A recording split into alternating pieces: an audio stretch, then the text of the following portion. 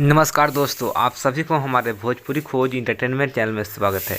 खेसारी लाल यादव का web music से finally Holi song अभी अभी रिलीज हो गया, जिस होली का नाम है मुँहे लागल बा। जी हाँ, मुँहे लागल बा बहुत ही प्यारा खेसारी लाल यादव का होली सॉन्ग है और होली सॉन्ग रिलीज हो गया है। और दोस्तों आप सभी को बता दें कि गाने को आप लोग नहीं सुने हैं, खेसारी लाल यादव का होली सॉन्ग आप लोग नहीं सुने हैं, तो आप लोग जाइए और ढेर सारा प्यार दीजिए।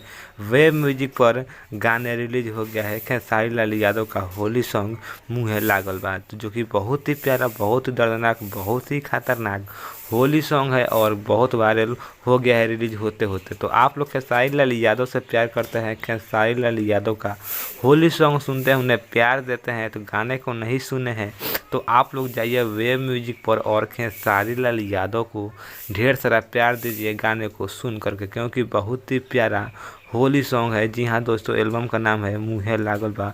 तो दोस्तों बहुत ही प्यारा होली सॉन्ग है। और दोस्तों आप सभी को बता दें, गाने को गाए हैं खेसारी लाल यादव। तो खेसारी लाल यादव के गाने को आप लोग पसंद करते हैं तो उनको चैनल को यानी कि वेब म्यूजिक पर जाइए और ढेर सारा प्यार दीजिए और चैनल को सब्सक्राइब कर लीजिए। और दोस्तों अपडेट था, अपडेट पसंद आया होगा तो हमारे चैनल को भी सब्सक्राइब कर लीजिएगा। ऐसा ही अपडेट आप सभी को इस चैनल पर मिलेगा। तो दोस्तों अपने वीडियो को यहीं पर एंड करते हैं। जय हिंद, जय भोजपुरी। और आप सभी को एक बार फिर से हमारे भोजपुरी खोज एंटरटेनमेंट में स्वागत है।